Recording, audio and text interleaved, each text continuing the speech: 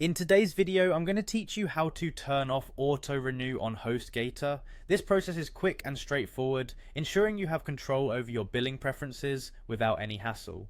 By the end of this tutorial, you'll have learned all the necessary steps to manage your Hostgator subscription settings effectively. First, let's begin by navigating to Hostgator's website. Simply open your preferred web browser and type in the URL hostgator.com. Once the page loads, you'll see various hosting options and features. We need to focus on accessing your account, so direct your attention to the upper right corner of the home page where you'll find the Sign In button.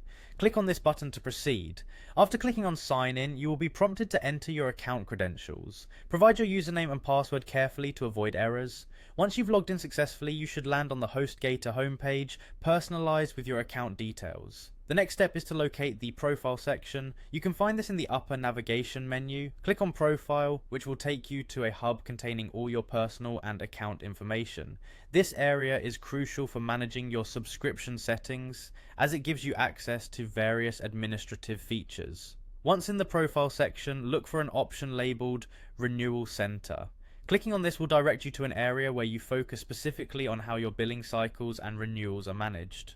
The Renewal Center is a centralized place to view all services attached to your account along with their renewal dates and settings. Here comes the key step: disabling the auto renew feature. Initially, you'll see a list of services you've subscribed to and a toggle or button labeled Disable Auto Renew. Click on this option to turn off the auto renew feature. By doing so, you're ensuring that Hostgator does not automatically renew your services when they approach their expiration date. This is particularly useful if you're considering a change or just want to have more control over when and how you are billed. And there you have it. Your auto renew settings have been successfully modified. Double check to ensure that the setting has updated, and take note of any confirmation messages you might receive. These steps save you from unwanted charges in the future, providing peace of mind regarding your hosting plan management.